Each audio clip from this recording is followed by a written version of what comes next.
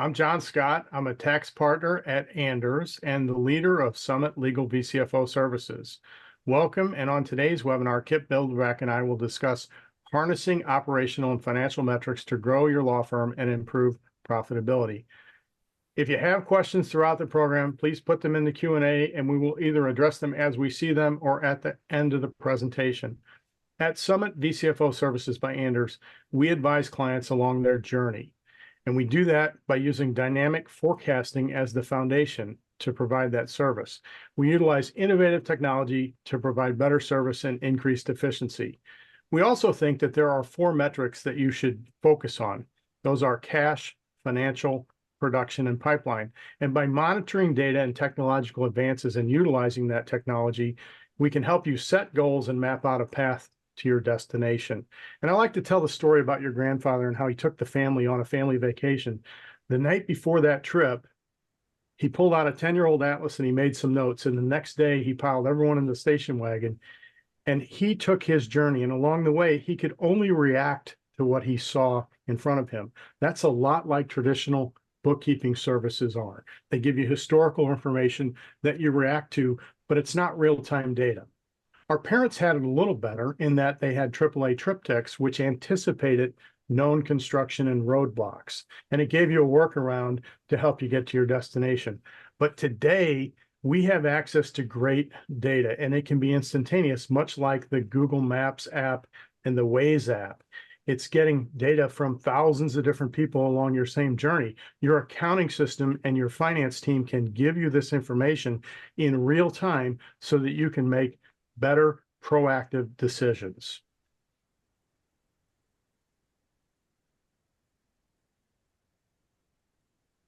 So Kip, why don't you tell us a little bit about yourself and Bilderback Business Advisors?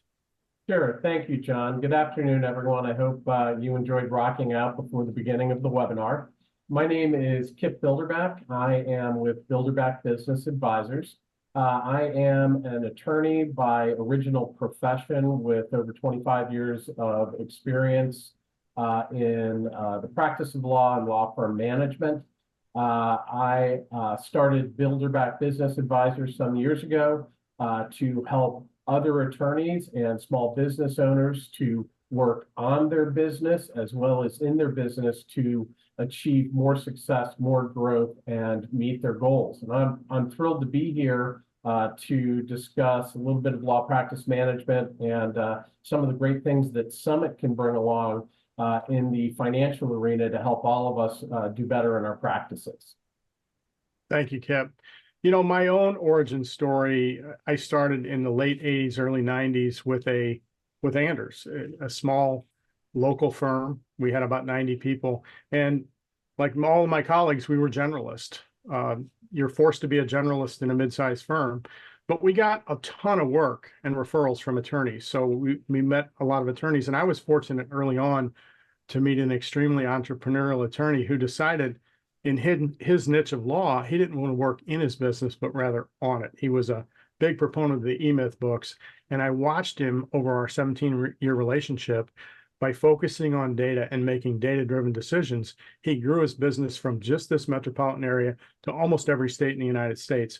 And that growth might not be what you want, but the point is, when he made a wrong decision, he was able to course correct, just like the Waze app can tell you, because he was paying attention to the data. And while I would never claim credit for the success that this individual and his firm had, I earned an incredible education along the way. And I do thank him for that. So Kip, I like to tell my family, and they're sick of hearing it, the world is built on specialization and you have to stay in your lane. So what can you tell us about law school? Well, like many people, I came to law school with not a business background. I came with a fine and performing arts background that gave me wonderful analytic skills, the ability to synthesize ideas. And I took that into a law school environment where they taught us how to apply the craft of the law.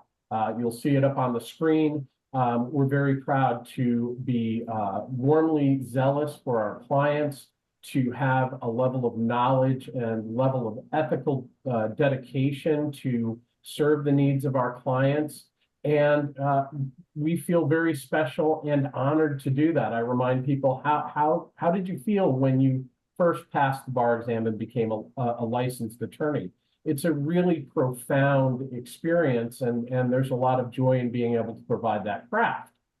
However, what they didn't tell us when we were going to law school is that there are literally thousands of lawyers getting into the marketplace every day who do the same thing that we are trained to do.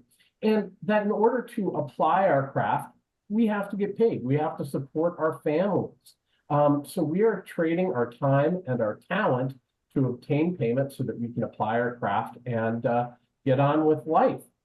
And if you're fortunate enough to have a practice where you may have employees or other people, you have a whole other set of operational considerations, costs, human resources, technology infrastructure, and for those attorneys, as we were reminded, we have an increasing ethical mandate to manage our technology and security. And when you combine all this in, I like to quote a friend of mine who was sitting on my back porch one day, threw his hands up and said, "I didn't go to law school for this." And that's what we face as lawyers on a regular basis. But it's something that we can approach and address and should be mindful of going forward. That's so true. And it is a business, but yet most attorneys don't have the accounting and finance background to run a business. They learn it along the way or they hire it out, but it is a business. And I think what you'll find today is if we pay attention to the data and the metrics and we just make some minor adjustments, we can improve cash flow and profit. And that's the goal. You're not here to run a charity. You're here to pay your people and pay yourself at the end of the day.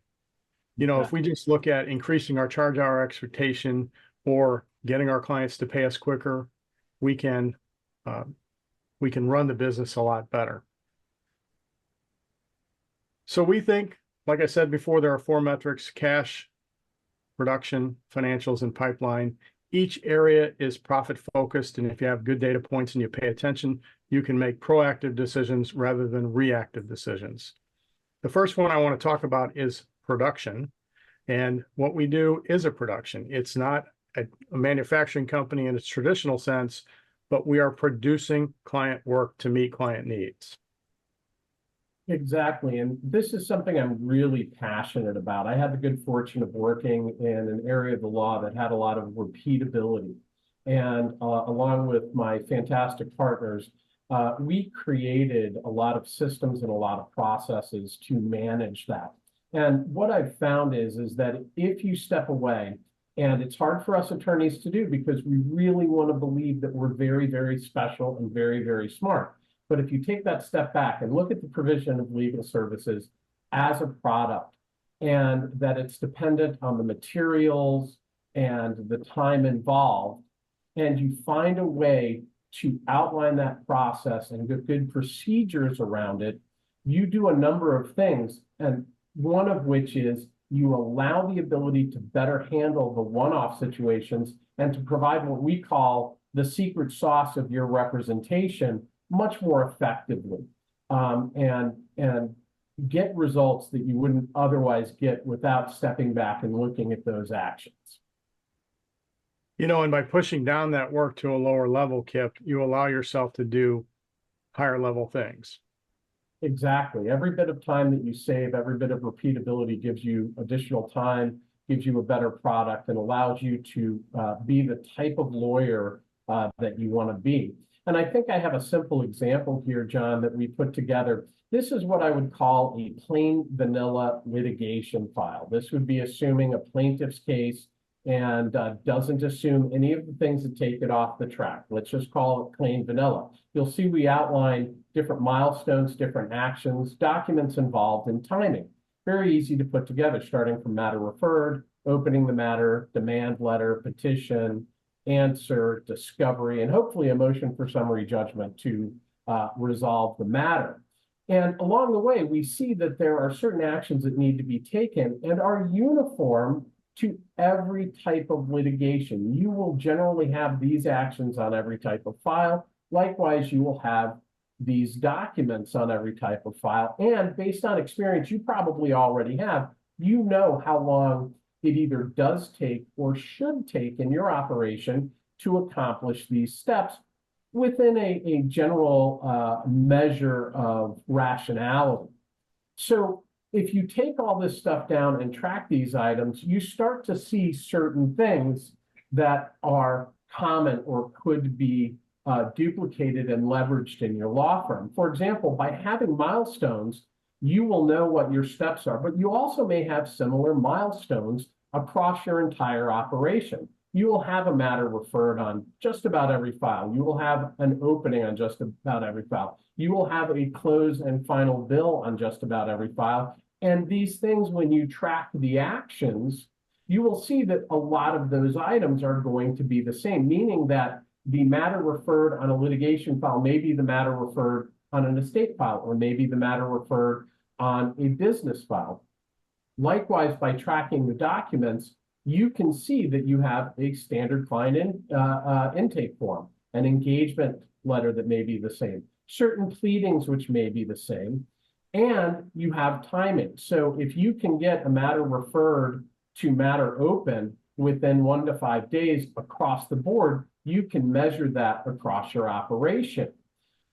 Likewise, when you're dealing with documents, you can see documents that you use over and over. You can go to templating, you can go to better technological solutions to utilize those documents so that you're not repeating or reinventing the wheel on every single action, giving your employees a little more certainty, giving them the ability to communicate the process to your clients better, and ultimately giving you the ability to look proactively at all the matters in your pipeline, consider your capacity, and more effectively apply your secret sauce to your operations. We'll show here the production workflow as I was discussing. The milestones serve as the superstructure and are replicable. The actions, again, go across different activities, same with documents and dates. This is all powerful data that you can harness to utilize to streamline your practice, to achieve leverage, and to increase your financial profitability. You know, I think a side benefit to the creation and documentation of milestones is that you can then tell a client, hey, these are the milestones and the time frame in which we expect them to be occurring. And then if you can live up to that promise, you're satisfying a client need, and you're creating a story that you can communicate to the client and then live up to, and they're going to be more happy to pay your bill. You're creating a raving fan that will not only happily pay your bill, but probably refer other work to you. I would add that by tracking this, if something isn't going right and you have this information, you can identify what is not going right more proactively rather than reactively, be able to use your expertise, your craft to advise the client, adjust the process to make sure they're informed and that you're as successful as possible. Let's quickly go through a few definitions and concepts. Let's first define weekly expectation. Weekly expectation is the number of billable hours that you expect your staff to bill on a weekly basis. The next one is utilization rate. The utilization rate compares total billable hours to total working hours. And in every example we use today, we're assuming that folks are working 45-hour weeks, or for the year, 2,340 hours. The next one is just standard bill rate. That's the rate that you tell the world that you bill yourself out in. And I realize there are value billing firms, fixed fee firms, and contingent firms. But in this instance, we're talking about an hourly firm, and this is the published rate, the rack rate that you tell the world you charge yourself out at. Next, we have average bill rate. And this is when the biller looks at the standard rate that goes into every hour and is in work in process. The biller makes a value judgment as to what the value of the product is to the client, and they write up or down the bill. Typically, they write it down. And in our case, we're going to use 90%. And so when the biller makes that value judgment, you get the average bill rate, something probably less than your standard bill rate. And lastly is the effective bill rate. This is the total revenue derived by an individual or team divided by the total hours that they are working. So in our case, it's 2,340. And the reason this is important is because it tells you how much revenue each person or team is contributing for every hour that you're paying them for. And that's important because then you can judge the profitability of that person because you know their fully loaded costs, their salary plus their overhead.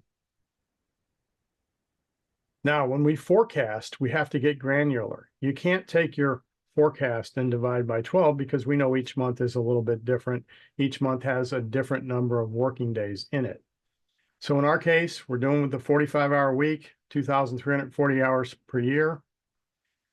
And it's important to note that not every hour of working is available for charge time. I know that some will find that hard to believe, but there are holidays, PTO, CLE, internal training, and admin responsibilities that eat into that. And in our example, we're using 408 hours of non-charge time, giving us a total available hours of 1,932. Next, we look at weekly expectation. Now, if we just divide the 1,932 by the number of weeks, we come up with 37 hours. We don't necessarily expect that. We're going to expect about 85.5% of that to be chargeable. So that results in 1,652 expected charge hours. That's about 32 hours a week. Next, we want to determine our utilization rate so we compare the actual billed hours to the total working hours. And in this example, the billed hours were 1,580 out of 2,340. Utilization is 68%. It's important to realize this is an annual number because, as you can see, by month, the first few months, we were well in excess of that 68%.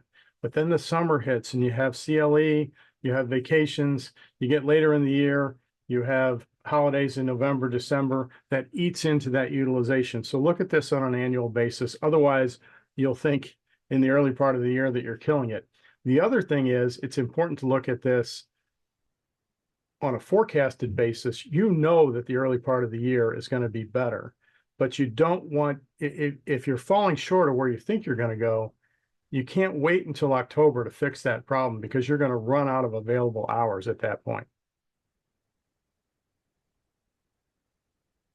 This is kind of how I talked about utilization. The same thing can be with your effective bill rate.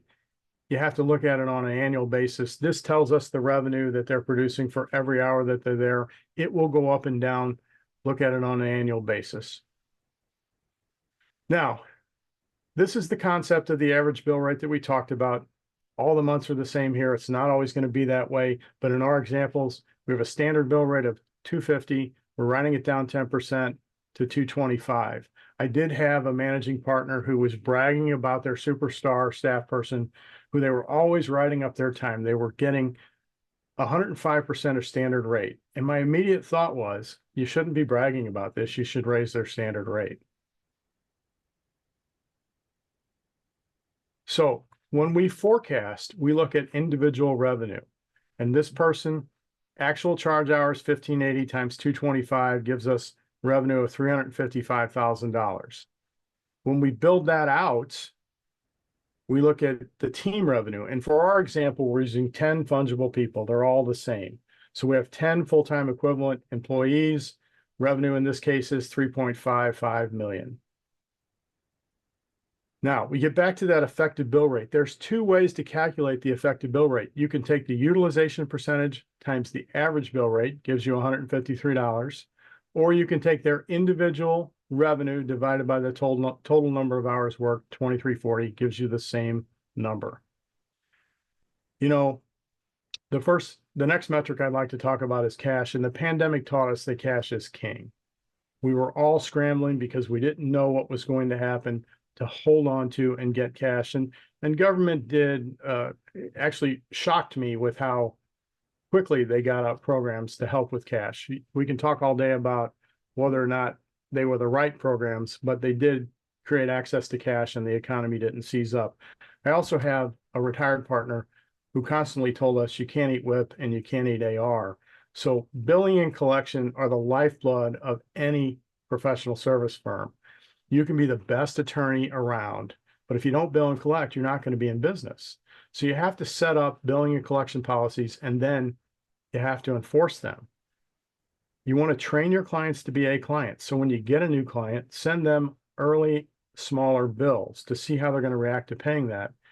And you have to ensure that your partners And I've worked with many firms that have a diverse partner group, and there's usually one or two partners who decide they're only going to bill once or twice a year.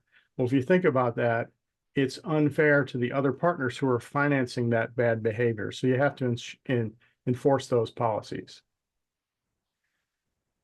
We at Summit like to use the term profit-focused accounting, and profit-focused accounting is a system designed to help a client accomplish their financial goals by breaking them down into revenue and non-financial drivers.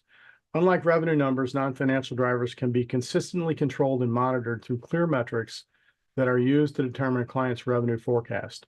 Finally, the amount of expected revenue in the client's pipeline is used to inform and adjust the forecast. You can have all the aspirational goals you want. I want to grow 20% and maintain net income at current levels. But unless you stress test those goals, do I have enough capacity to grow 20%, or do I have to go out and hire people? If I don't want to go out or can't go out and hire people, what efficiencies in the processes can I create to create that capacity? But the point is, by paying attention to the data, you can make those adjustments, stress test your forecast, and then get to your destination. So one of the big things with regard to cash is how much cash should a law firm have? Should be probably 2 to 6 months worth of operating expenses, including partner draws. Again, why are we doing this if you're not taking money out of the business? So 2 to 6 months is a little bit cumbersome to calculate. So we fall back on 10 to 30% of forecasted revenue, we think is a good working capital number for the firm. The other bucket of cash that you need to marshal and distribute is income tax. So we assume that most law firms are structured as a flow-through entity, which means that the owner pays the income tax. And we're going to assume a 40% tax rate, and it's incumbent upon the firm to distribute that tax money out to the partner so that they have that money to pay their estimated taxes. So in our firm example, our 10-person firm is billing 3.7. We're dropping $1,073,000 to the bottom line. If you look at 10% of this number, the 10% firm would need $371,000, and a 30% firm would need about $1,000,001. So the difference between a 10% firm and a 30% firm is a risk profile. If I'm a firm that has a lot of clients that are A clients, they pay on a regular cadence, we have good billing and collection policies, I have a younger partner group, I don't have any large acquisitions or purchases or expansion of real estate in the near future, I can skew towards that 10%. If I'm a firm that is project-based, I don't have recurring work, I hit big home runs, but I don't know when they're coming, or I am planning an office expansion, I'm going to acquire another firm, I'm going to skew more towards the 30. The answer is probably not 10 or 30. It's somewhere in between, but those risk profiles will tell you which of those goalposts you should be closer to. All right, let's talk about cash accounts and what cash accounts we think are important. And Kip, I know you have an opinion on this slide about the trust accounts. Our intention was that trust accounts are not included, but I'll let you give your opinion. So John and I had a little bit of a disagreement on this slide because on the right, you'll see client trust accounts. And because I'm a devotee of Michael Downey's CLEs, and I think, Michael, you're on here. Love you, man. If you haven't watched his or gone to his programs, do it. I think Michael would agree with me that you do not want to have this anywhere on this screen because it is not your money. And that money is nothing you can ever touch because that's the beginning of so many problems. So we'll keep that hard line and that big X. That's not yours. I completely agree. And that's why we have this demarcation line and the big red X there, but I'll make that line bold next time. But that was our point, that we're not talking about the trust account. We're talking about your general cash account, which holds your working capital, that 10 to 30%. If you happen to have excess cash, we think you should stick it in an interest-bearing account. That's your cash reserve account. And of course, you need to squirrel away tax money to distribute to the partners, and that is the tax reserve account.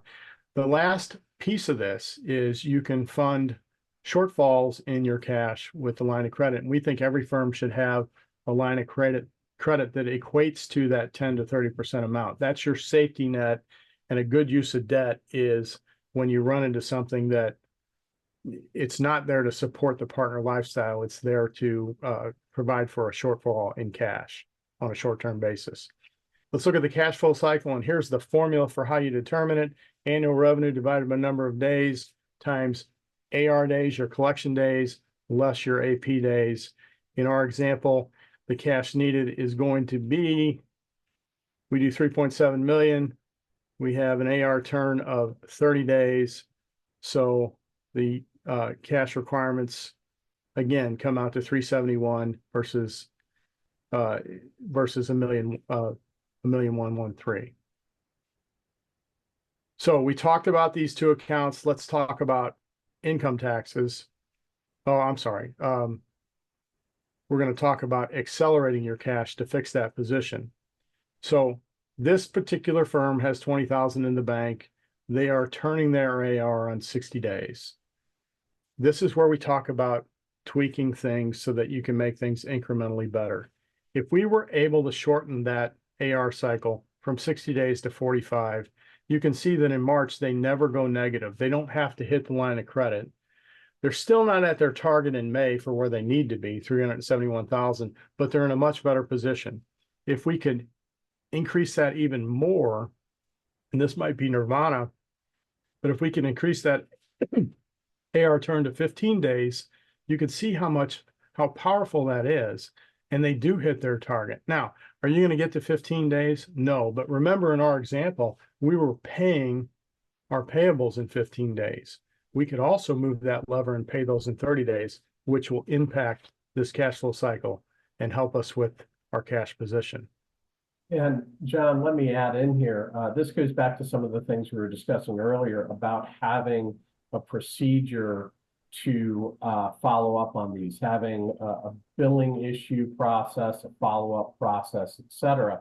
And one of the things that I like about this, we actually put this in place a few years ago, and some of the side benefits of doing this were an increase in client satisfaction. You have an additional touch point with your client, which allows you to develop that relationship. You also have a touch point where if there are issues, questions, or concerns, they come up because you're reaching out and talking to that client. And the clients, because you're talking to them, start to pay a little more attention to when your invoice comes in. As much as they love to talk to you, they probably don't want to talk to you about paying your bill. So if they write the check or send the EFT sooner, they know they're not going to have that. So there's some real tangible benefits to this process beyond getting money in-house sooner. That's a great point, and you make a great point because you're putting a face with your account and you're developing a relationship with the person at the client, and they're more apt to pay your bill. And you want to know if there's a service issue so that you can address it. The other thing is many firms are emailing out their bills, and that's a great way to get bill delivery. However, you need to follow up to see that those emails were open. And I just had a firm that they were looking at 30 days and saying, why hasn't client X paid us? When it turns out they hadn't even opened the email. And so then it got into payables. And so they were paying it on 30 days after it got into their payables. They were paying on 60 days. So what we did was we changed the policy internally so that 2 or 3 days after the bills go out in email, someone on the staff would check to see that the bills were open. And if they weren't, a phone call was made. Hey, we emailed you a bill 3 days ago. Please put it into payables. So all of that is helping to short the cash flow cycle. All right, now let's talk about taxes. So in our example, this firm made just over $1 million. If we look at 40% of that being federal and state tax, we have a tax number of about $429,000. And as owners of a flow-through entity, you pay your taxes with estimated taxes. And there are 2 safe harbors. If income is flat or going down, you're going to pay on the 90% of the current year tax. If income, and in this example, we're using income is going up this year versus last, our coupons representing that last year's tax liability times 110% are $75,000 a quarter. So $300,000 in total will keep us safe from penalties. We as a firm, though, are going to distribute on a quarterly basis 40% of net income. And as you can see in the first quarter, we distribute $108,000 to our partner group for taxes. They had to pay 75. They have an excess of $33,000. It is incumbent upon the partners to hold on to that money, stick it in an interest-bearing account, which today is more significant than it was a few years ago, because in the next quarter, we're a little bit shy on our distributions, income dipped, and we're only distributing 72 when in fact they have to pay 75. If we get to the end of the year, we've given them $430,000 to cover their tax liability. They've paid in $300,000, and now they have the $130,000 to satisfy the balance due on that return. And then it's so important that not only we distribute that tax money to help them pay, to allow them to pay those taxes, but that they marshal it and treat it in the right way. If I've seen so many instances where partners get that cash and they spend it on things that they want at home, and then we get to the balance due and they're like, whoa, whoa, whoa, I need a distribution. We gave you that money along the way. So there has to be discipline on both sides. You know, how you fund the cash in your firm comes from a couple of different sources. And when you started your firm, you probably used the two sources on the ends. You put money into the firm and you borrowed on a line of credit. But in order to get to those targets and get that line of credit paid down, the biggest way you can do that is improve your days in WIP and AR. Set those billing policies, collection policies, and adhere to them. And over time, you can hit those targets and use the line of credit for what it's intended to do. There are good uses of debt and there are bad uses of debt. When a client who's a really good client, always pays within your terms, is struggling, and now they're going to take 90 days to pay a big bill, that's a good use of the line of credit. They're still a good client. They're just going through a rough patch. We're not going to use the line of credit to make partner distributions or to support partner lifestyle. We want you to stay in line with the cash flow curve. Term debt is a good use of debt in certain situations. If you're going to grow your footprint and you want to build out a new office space, if you think about a diverse ownership group, we've got more experienced partners and newer, less experienced partners.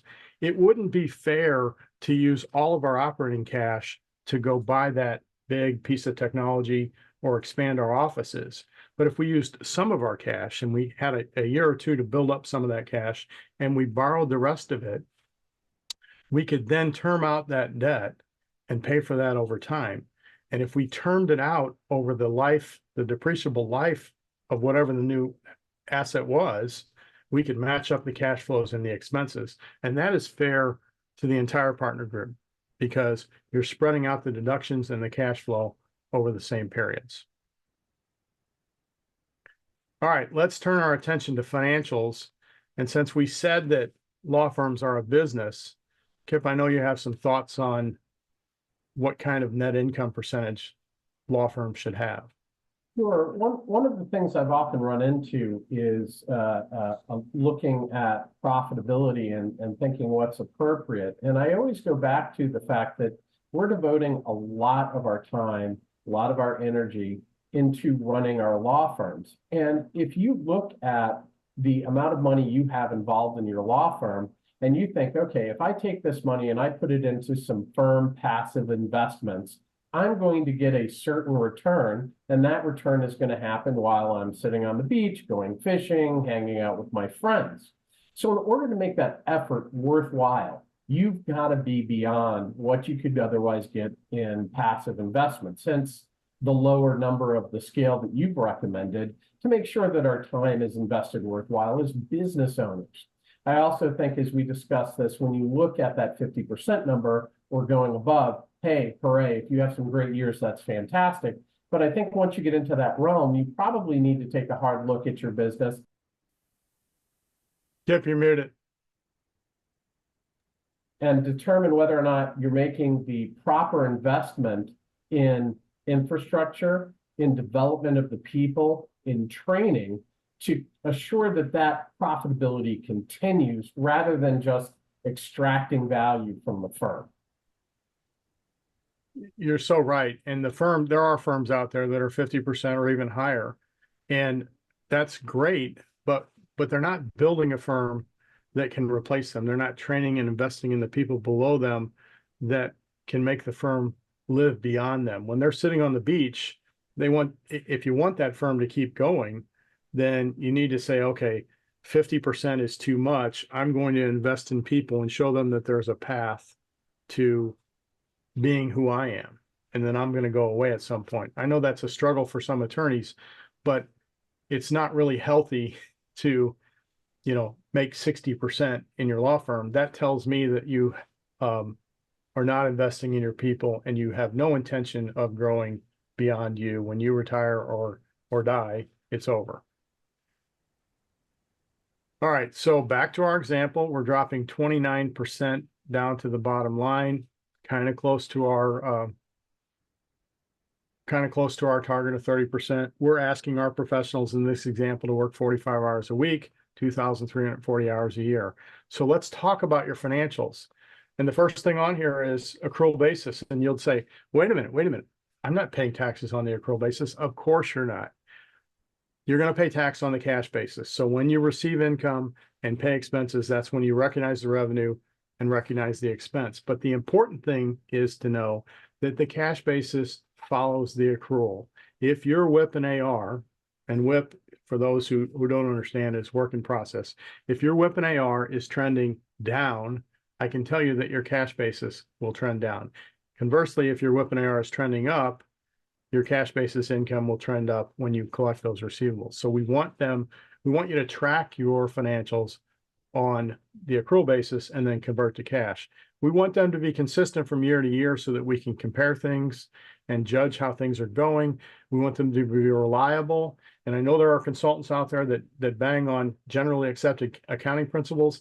I'm not suggesting GAAP. What I'm suggesting is kind of a GAAP-like concept, because most law firms, unless they have a large amount of debt, will not need GAAP statements. We want them to be conservative, and we want them to be standardized for professional service firms so that you can benchmark your firm against similar firms in your area and nationally. So let's look at a forecast. In order to forecast, we have to set a charge hour expectation. And in this example, it's 1,650 hours. We're using a standard blended rate just for ease of example at $250 an hour. And we're saying that our realization rate is 90%. So you can see that the result is the same, $1,073,000 in net income. But the point of this next slide is, if we have 1,650 hours expected, if we went to our employee group, our professional staff, and said, we'd like to increase the charge hour expectation by 2 hours per week, so that's 104 hours for the year, and still maintain 90% realization, it adds an additional $234,000 to profit and cash flow. And if we supercharge that idea and not only increase the charge hour expectation, but also increase the efficiency from 90 to 92%, it produces $321,700. Now, the point is, we might not keep all that, but in today's environment, when it is so hard to attract and retain good staff, we might say, hey, in exchange for 2 hours a week, we'll give you an extra week of PTO. And I can guarantee you that week of PTO is not going to cost you $322,000. I think likewise, when you look at this goes back to some of the items we were talking about before. If you're really good about tracking your processes, if you have this data, you may be able to achieve realization through improvement of process alone. Likewise, by having this good information, to the extent that you make the choice towards transparency, you can really take, let's say, a younger associate or someone who is a stakeholder and say, hey, this is how this runs through. By doing this, we achieve this, and say, this could affect your review next year, how we do an increase for you. This is what we look at, and have the ability to bring them along with the firm in achieving these higher goals. I was at Law Week a couple of weeks ago, and I heard two more experienced attorneys, that's HR speak for older, talking about, the one was lamenting about dealing with younger staff and younger professional staff, and that they didn't want to charge extra time to make more money for the partner group. And I thought what the other attorney from a different firm said was brilliant. He said, what I tell those younger staff is it's not about making more money for the partner group. The first 5 to 7 years of your career are developing your expertise and your reputation in the law world. Whether you do this at this firm or the next firm, the first 5 to 7 years of your career are defining the next 30. So you're not doing this for the partner group. You're doing this to develop your professional reputation. Exactly. So let's turn our attention to pipeline. And in order to determine how much pipeline you need, you have to determine capacity. So remember, we had 1,932 hours available. Expected charge hours in this example are 1,850. Projected charge hours, 1,750. We have 100 hours of capacity for this one individual. So capacity will tell you how aggressive you can be when pricing new work. You know, there's two ways to address capacity. You can hire more people, which is tough for smaller and mid-sized firms, and it's even tough for bigger firms in this environment, or you can create better repeatable processes to create efficiencies and create capacity. And if you think about it, if you were going to get your kitchen remodeled and you had a recommendation for 3 fabulous contractors, 2 of the bids came in pretty stiff and high, and the other one was more aggressive, I can tell you, if they're all really good contractors, the more aggressive firm had better capacity. That's just how the economics work, because they want to keep their people busy. They don't want to contract, and they want to get through that patch until things fill up again. So when talking about capacity, there are certain things that we have to determine. Where does our work come from? Where do we need to spend our business development efforts? Are we the thought leader in our area of law? Do we advertise? Do we get referrals from other attorneys that don't do the type of work we do? We need to focus on where that work comes from and track that. When we get work from referring attorneys, there's a cost to that. We owe a fee split out. But the important thing is you want to track where the leads are coming from, track the initial phone calls, track the client meetings to see who in your firm is better at closing on those meetings, and then what results in a signed engagement letter. And as we said before, this is all a manufacturing process. But if we track, the client has a need. So we want to know, why did they call? Why did they call us? We need to track the initial intake meeting. And then we need to make a value judgment. Is this work that we're good at? Is it work that we want? And who is the best person to do that initial meeting in our firm? You could have 2 people that we think are qualified to do those initial meetings. One may have a close rate of 50% or better, and the other might be in the 25%. You could spend time training that 25% person, which you probably should, to get them incrementally better, but they're probably never going to get to that 50%. The point is, this is the starting of the manufacturing process. Until that signed engagement letter, we don't even get to the processes of what Kip is really good at. So if we look at this, the thing that I would like to emphasize here is focus on the data on where these new clients come from. Why are they calling?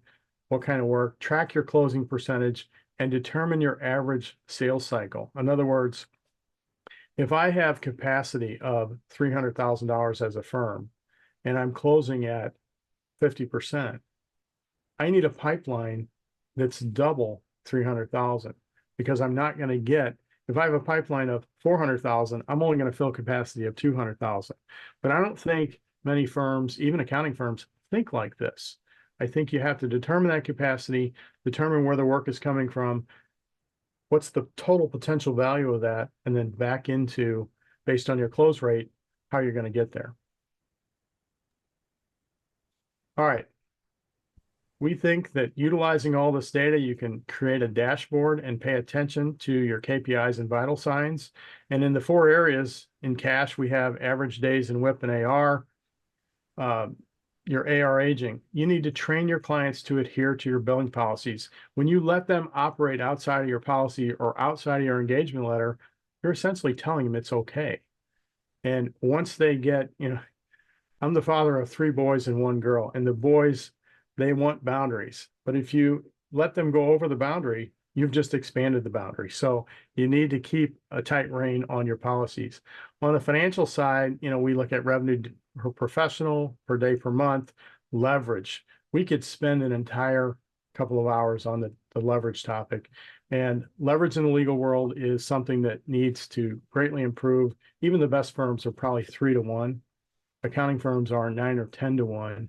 And if you think about why don't folks leverage, it's a lack of trust, it's a lack of investment in training time. But if you want a firm that's viable and growing, you have to train people to replace you.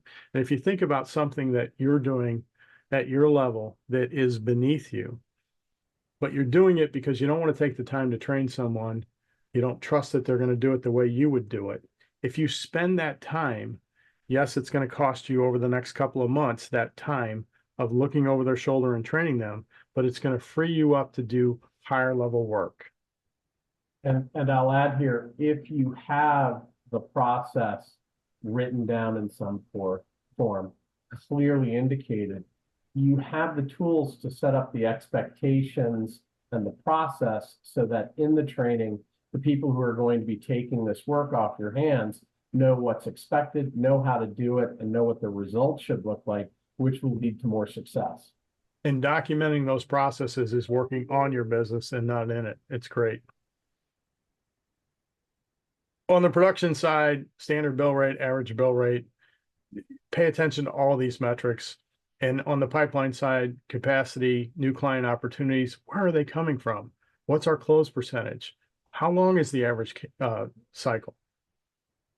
And then lastly, if you can get all of this data harnessed, it doesn't make sense for you to be the person pulling all this together. But if you can get it in a report that comes out on a regular cadence that can tell you, okay, all of these green and lighter green areas are doing okay, you need to focus on the red area. That way you can spend more time running, practicing law, and then pay your attention to the areas that need your focus. This is much like utilizing the Waze app or Google Maps as opposed to the 10-year-old Atlas. Let's harness and utilize the data to make better business decisions. So those are the 4 metrics. The important thing to note is that if we track and pay attention to those metrics, if we just make small lever adjustments to those metrics, if we can improve our cash by improving the days to pay or slowing down our payable days, we can increase the charge hour expectation. And the impact that that has on net income is tremendous just by paying attention to the data and making small incremental adjustments.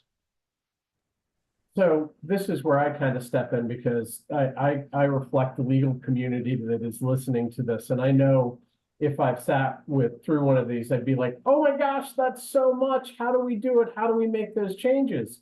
In some cases, law firms are not the grandfather with the Atlas. The law firms are the great-grandfather with a car that may not work and tires that may be flat. So this seems overwhelming. And what I like to relate is don't fear, okay?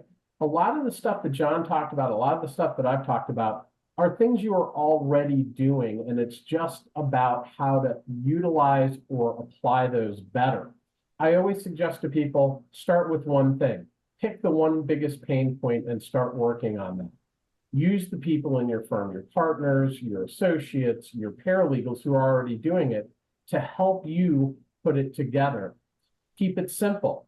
Realize that your first pass through may not be perfect, but this is a revolutionary process, or I'm sorry, an evolutionary process, not a revolutionary process. Don't sweat the mechanism. If you don't have any technology, your legal pad is your friend. But if you do, utilize it. You probably have it already in place. Take your time. You can build this over months and years if you don't have it in place now. And then last but not least, use it. I've had so many people who go in and go, we're going to do this, we're going to do this, we're going to do this, and then it falls apart. The follow-up is so very, very important. And when you do start doing this, you're going to find a number of things. One, you're going to have clarity, both for yourself and your people. You're going to have a much more robust ability to predict and to handle rather than to react to those anomalies. You're going to have additional resources. You're going to improve your quality, your capacity, your profit, which is why we're all in this business. And last but not least, not only for yourself, but for the people who rely on you, that family of employees, you're going to increase their job satisfaction. More knowledge, more sense of accomplishment are all some of the things that you can expect when you start going down this path from wherever you are right now to where you want to be. Now, Kip, I've seen you operate in your prior firm. I've also seen the results of you working with other clients, and it's been immensely positive on the firm results. How do you work? Well, like any good attorney, there's a number of levels in which I work, and this is consulting work, not legal work. We start with hourly. We try to craft something that is responsive to the needs of the client. So at the very outset, you can have some time to talk to let me help you step away from your business, look at the overall processes and plan.